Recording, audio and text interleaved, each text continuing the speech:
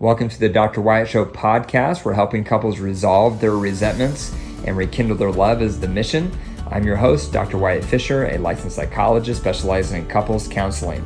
If you want to improve your communication so that you have more love and less conflicts, download my app, Keep the Glow, KTG, wherever you get your apps, and start with 2 weeks free.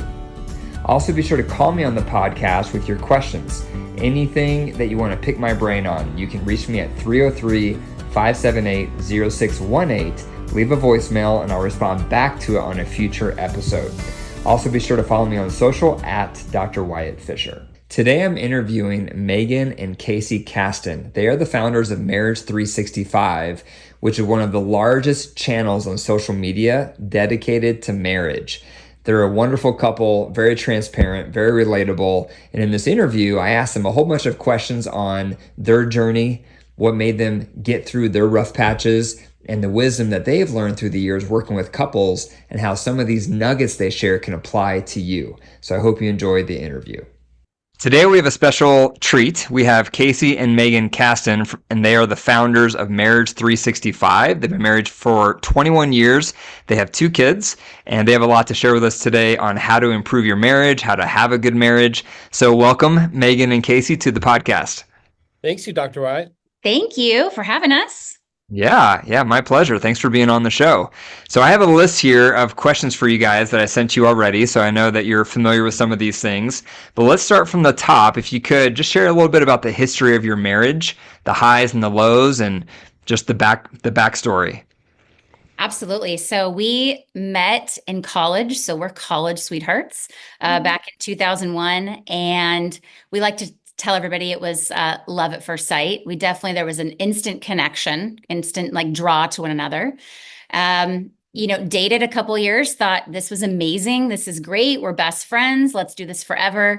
And then we got married a couple years later. And basically all the problems started literally on our wedding night. It completely fell apart.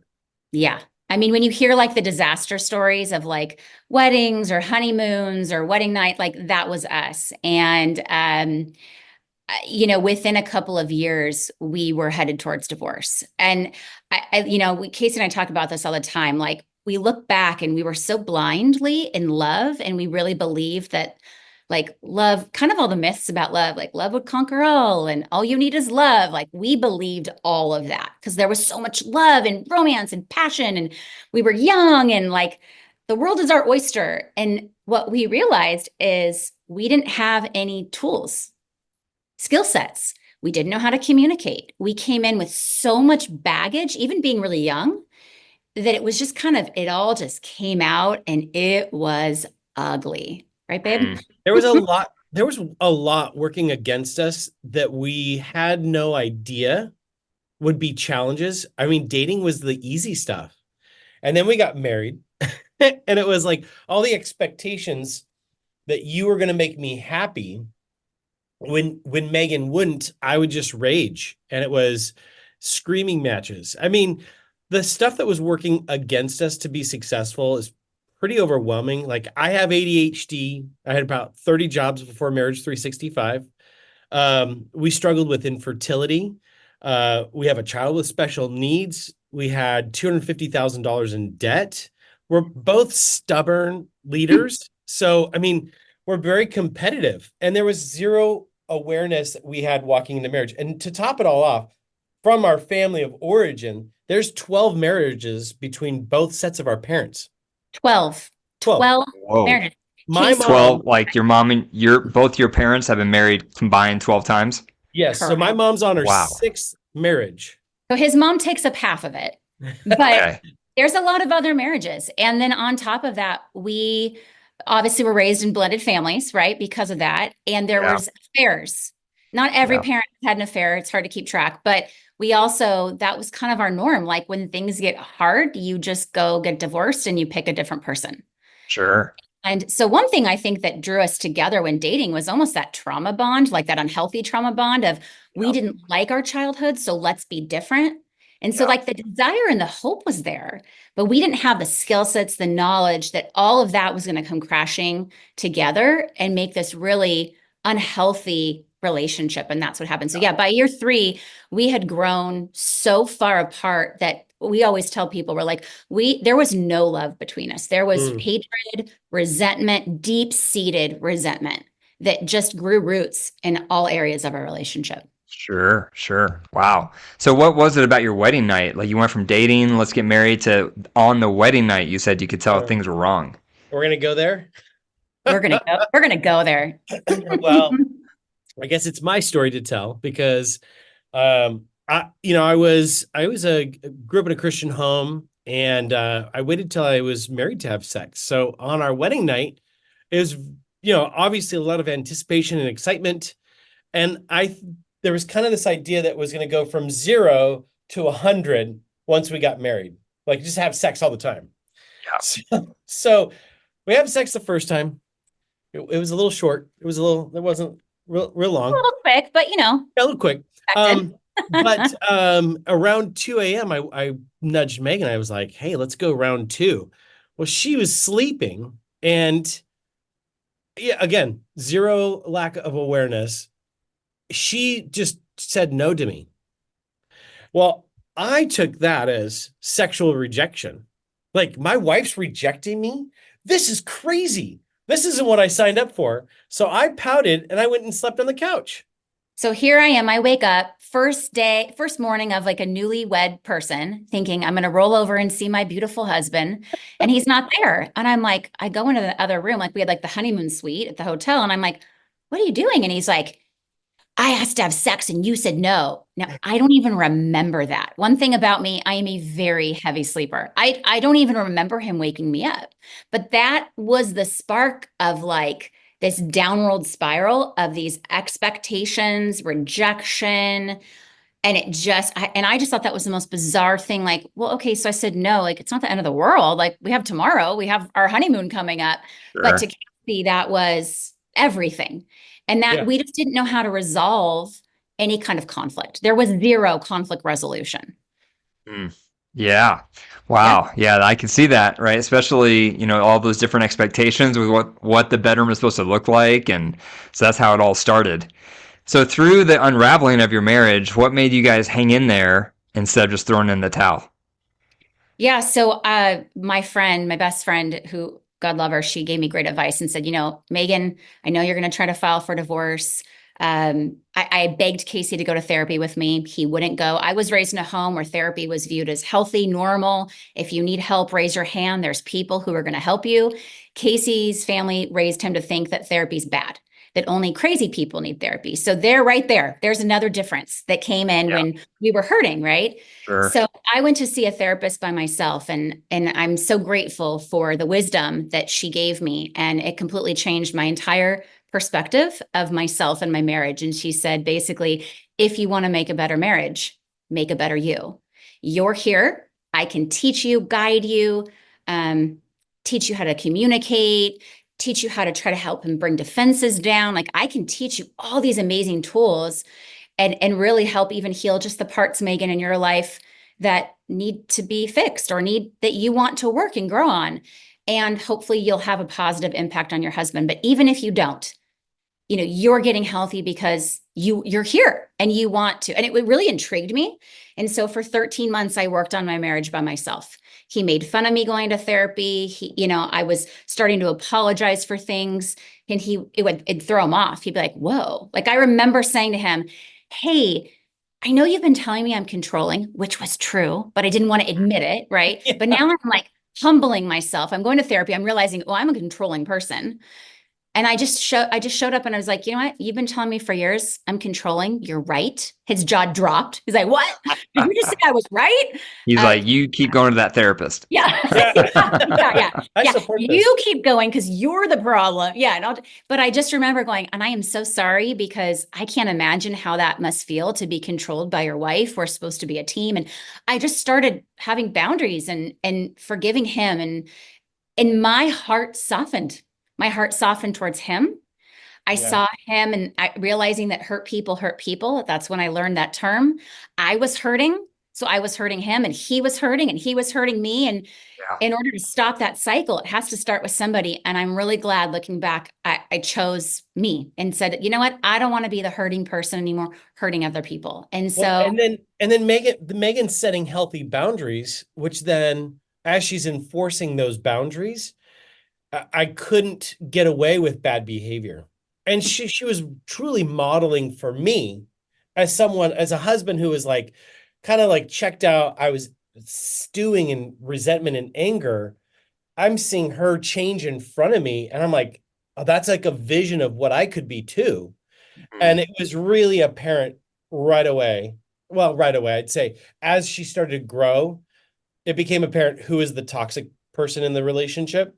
And I wasn't going to be okay with that. I mean, Megan and I are both very competitive people too. So I wanted to be the healthiest. I'm going to be healthier than you, Megan. And, and, and so it inspired me in a lot of ways. I remember I was stewing at something, I'm just walking in, storming in like a raging bull. And she just stopped me in her tracks. She's like, I can tell you're really upset about this. And I would love to hear more about it. Why don't we take a quick, 10-minute break? We'll take a walk outside, come back inside, and let's have just an adult conversation about this. I mean, she said it just like that. And I was fuming. And I was like, what? This is incredible. So, that whole idea of working on yourself first it's empowering for a lot of people. It brings a lot of hope because the reality is you can work on your marriage by yourself. And I know that sounds kind of weird because you think you should be working on your marriage together. Sure. But it's about how can I become the best version, the healthiest version of me that's confident, setting boundaries, I'm living in forgiveness, and I'm like pouring into myself so that I become happy and I get to share that happiness with Megan. Not, Megan, you're going to make me happy and I'm frustrated when you don't. Yeah. Wow. Good job to both of you guys for not giving up and taking the road less traveled, working on yourself, Megan, for you, and then that inspired Casey to do the same. So that's awesome. That's really inspiring. And we tell So here's people, my second.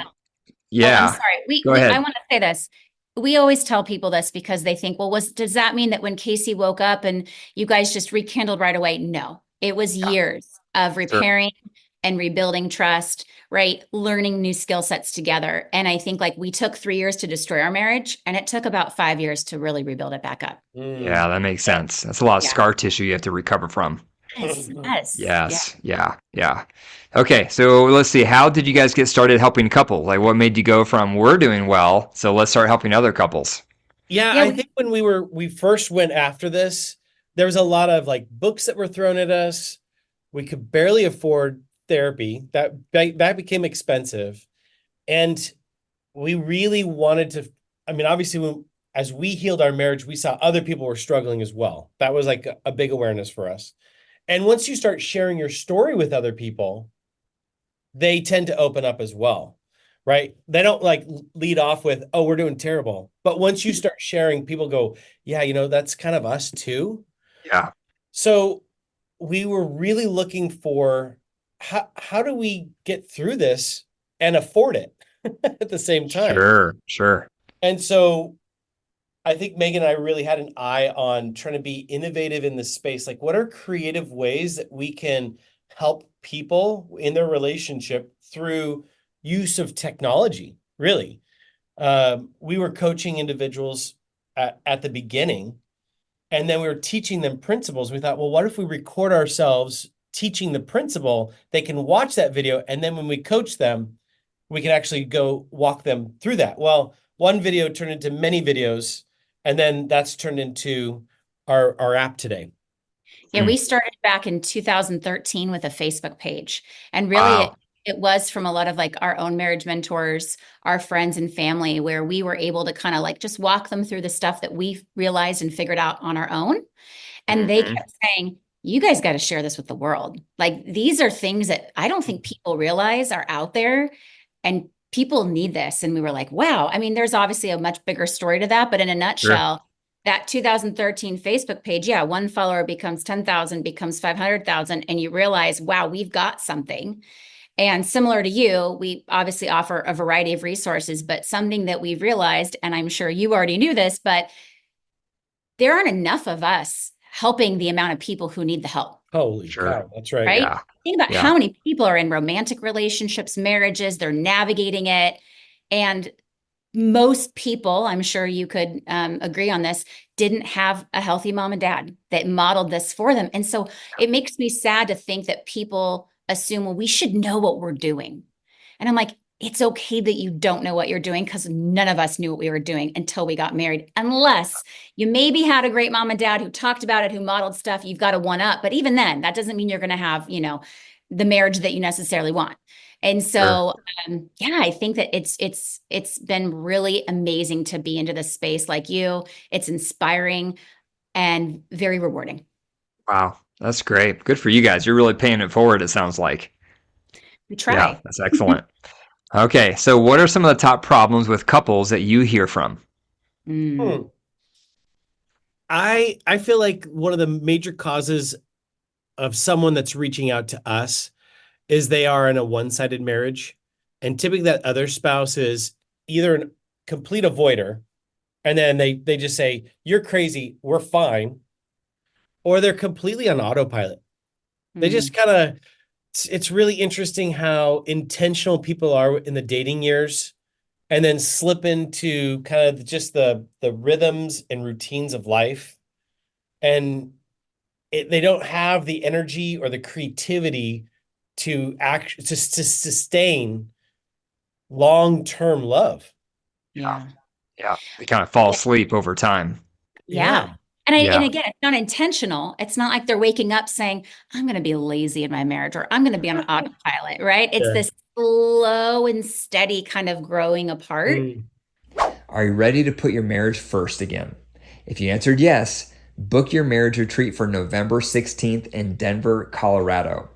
This is the event where I'm going to provide my total marriage refresh, and you're going to learn tools for how to resolve conflicts, how to communicate better, how to nurture emotional intimacy, how to share power in decisions, how to stay in love. And it's time for you and your partner to give your relationship undivided attention. When was the last time you gave your marriage an entire day? If you stay at the hotel, you can turn it into a weekend to maximize your quality time together. You don't want to miss it. To learn more, click the link in the show notes. I would Mhm. say another thing we see a lot of is resentment. We like to describe resentment as, your spouse hurt you, whether it was intentional or not.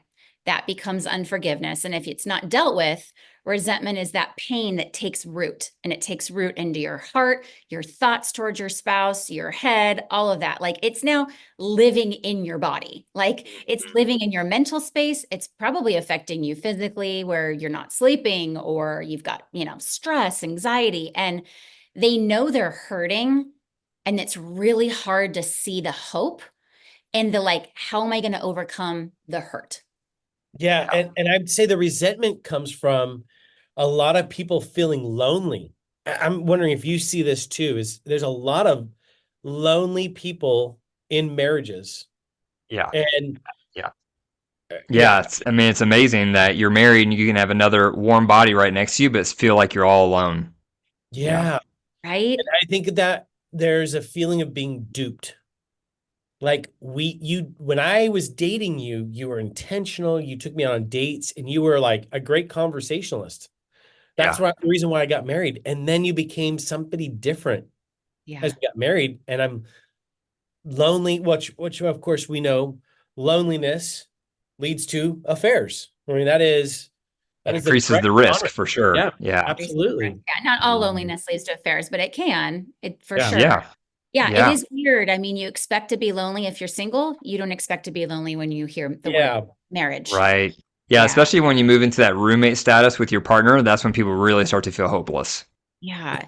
Yeah. I Like I also, did not get married to turn into roommates, right? That yeah. kind of mindset.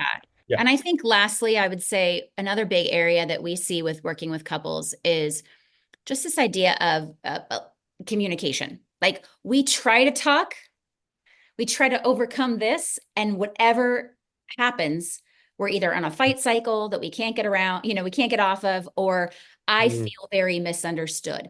He's not listening to me. She doesn't understand my perspective. So we always say lack of empathy. There's a lack of perspective taking and empathy, which is now causing misunderstandings and hurt feelings. But Mm. they can't articulate that, right? It takes some time to figure out what's really going on. But underneath the surface is they know I don't feel seen. I don't feel heard. I don't feel like they hear me, you know? Yeah. And then you got that standoff, right? Because you're not listening to me, so it's really hard to listen to you, right? And then who's going to start first? Because we're both not feeling heard.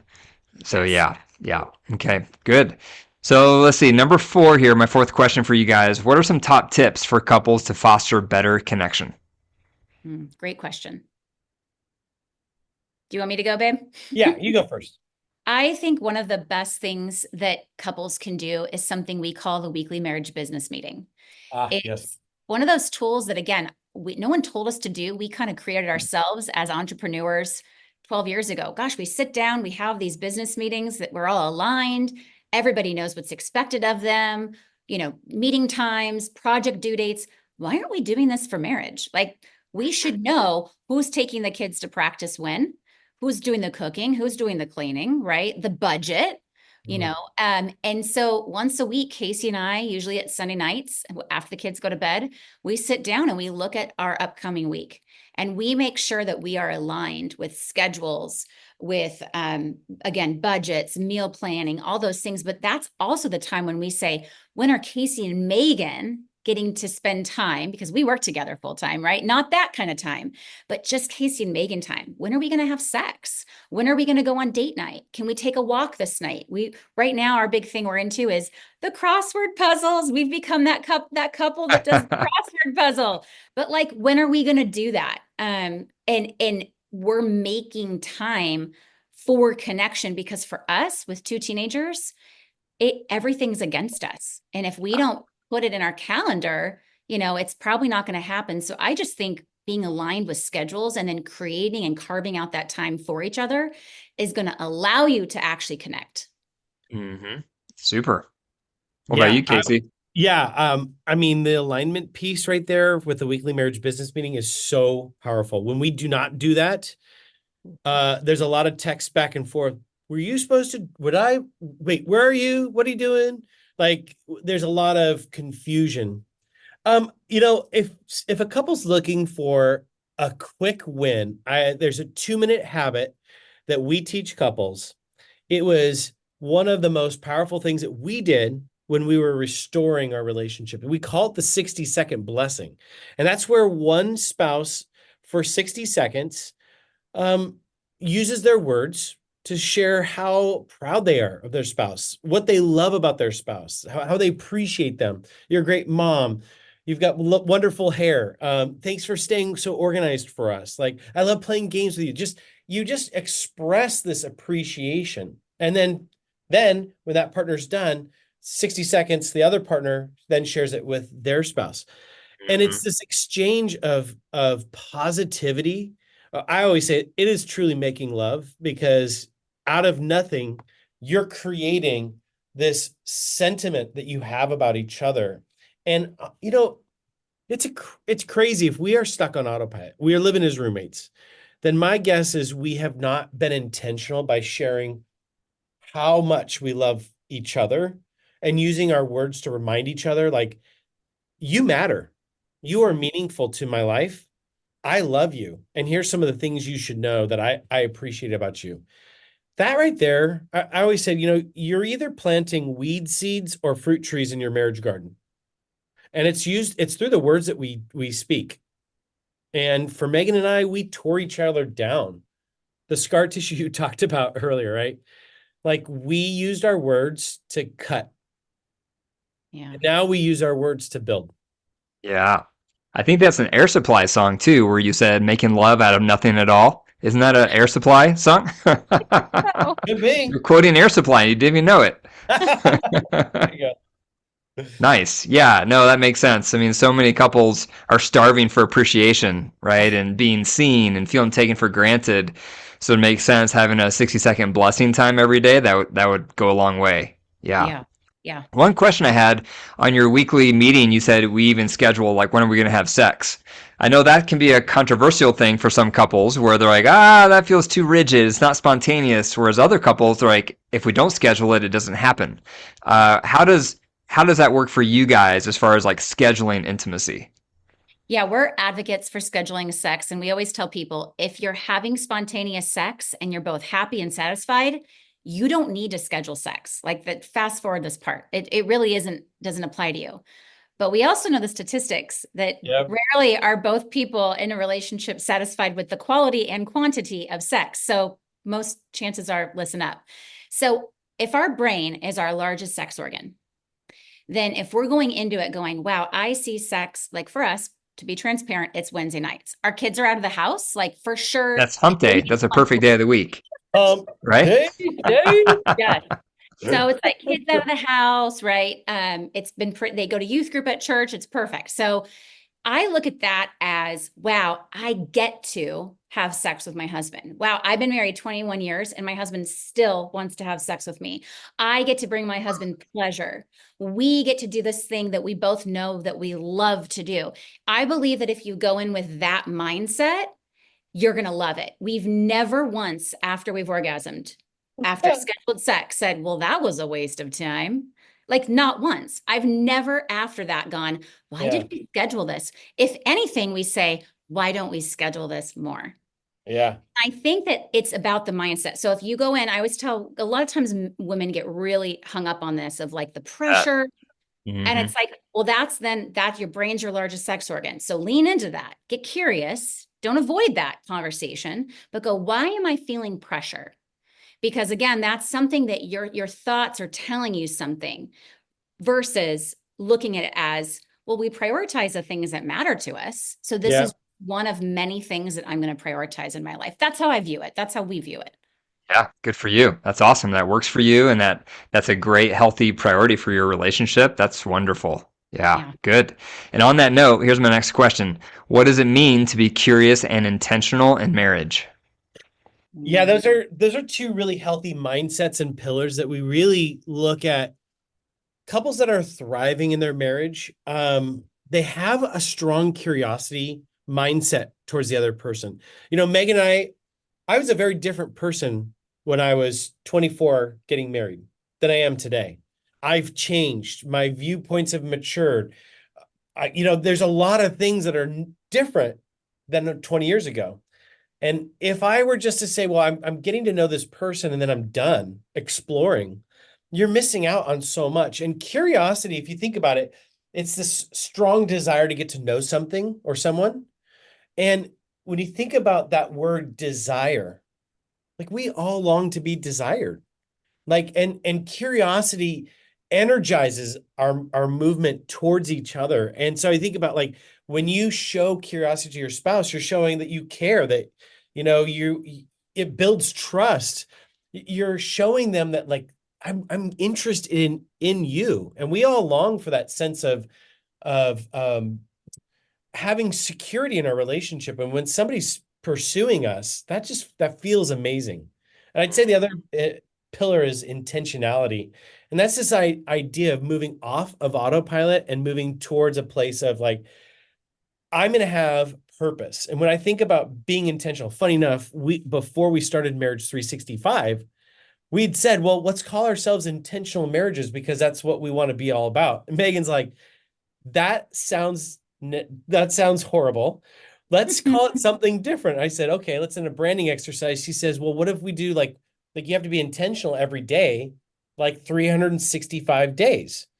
And that's where our brand comes from. But this idea about being intentional, it's like we're setting ourselves a direction and a vision, and we're being intentional and purposeful in our movements towards each other, which is like, for example, using tools to help us build connection, like the weekly marriage business meeting. We're being intentional by setting our week up for success. The 60-second blessing. We're being intentional with our words, being purposeful with our words to say, I want to build love into your heart.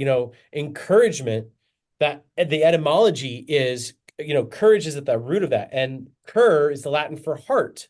So the word encouragement is I'm placing courage in your heart by speaking words to you. That's not going to happen by accident. You have to set intention in your relationship in order for it to succeed. Which to say, we all did it when we were dating. And I think that's the message of hope, is that there's no way, if you and your wife went on a date and you weren't intentional and you didn't, schedule it and you didn't pick her up or whatever, like she'd have been like, this guy's a loser. Like, I'm not going to go on a date. Like he didn't show up, or he was on his phone. Like, no, you guys were both intentional and you were both curious. Like, tell me about you and tell me about your family and what do you want to be when you grow up? Like, we do that when we're dating. So we have the skill set.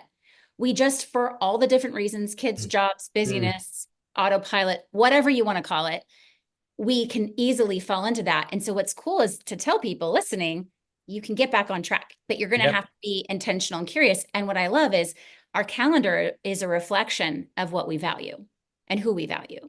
And that's where I think if people realized, if you just calendar that time, it's like, I know it feels a little forced, but you calendared time when you were dating and you set up your date night on Thursday night to go to this restaurant. You did it then and it wasn't weird. Why should it be weird now? Sure. It shouldn't be.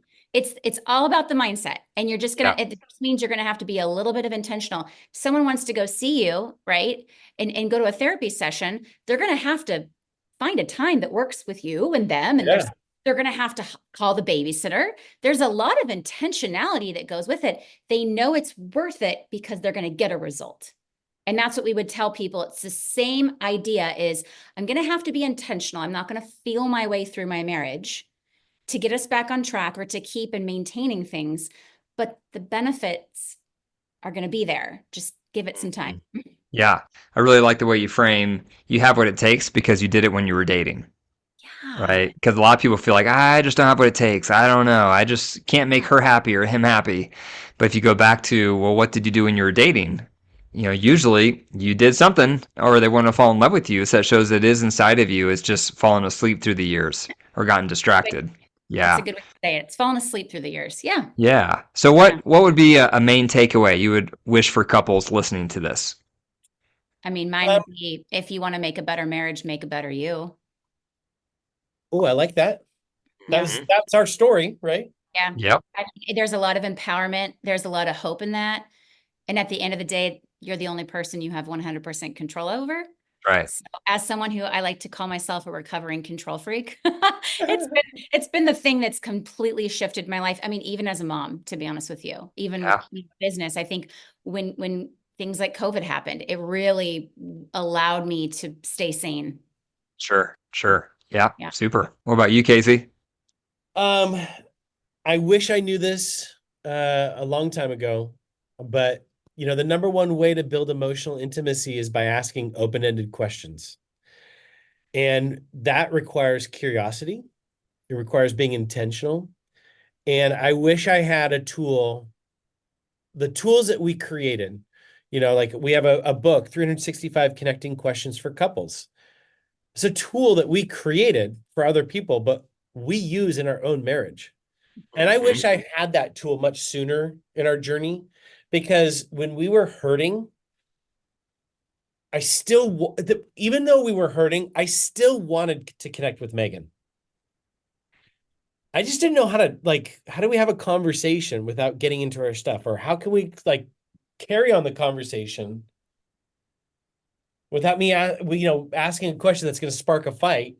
Sure. If I had a prompt or something like that, that would have been super helpful to point at Megan, tell me more about your bedroom as a teenager or something like that, Yeah, that makes sense. Yeah, I mean, open-ended questions, starting with what and how, then they can go wherever they want, and then they're gonna share more, you're gonna learn more. So yeah, so good tips.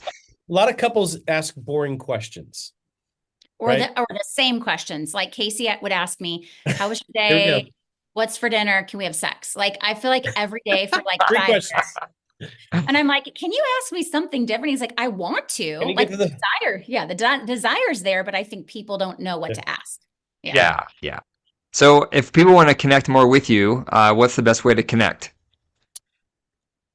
Head to marriage365books.com. That's actually where you can get our book, 365 Connecting Questions for Couples. It's a question a day. We've got bonus sections on parenting and faith and spirituality, but these are not like, what's your favorite ice cream flavor? There's deep questions. There's thoughtful. There's fun questions. Fun questions on like a hard day. We say, ask a fun question, but this is one of those things I would love to see in the hands of every single couple. It really is that tool that you can use and ongoing year after year. Awesome. Well, thank you guys so much for being a part of the podcast.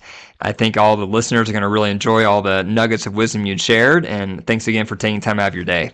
Of course. Thank you so much for having us. It was so fun. Thanks. Sure. Take care. Thank you for listening to the Dr. Wyatt Show podcast. If you enjoyed the episode, be sure to leave a review. The reviews tell the algorithm that people are enjoying this, so they push it out to more couples. So it's a great way to pay it forward. Also, click the share button. If you enjoyed today, be sure to click that share button so more couples can listen to the episode today. And don't forget to get your free 7-day challenge on conflict resolution. This is my free challenge where I'm going to send you emails over 7 days, step by step, showing you how to have more effective conflict resolution in your relationship. The link is in the show notes. And remember, your marriage is alive. If you care for it and nurture it, it will grow.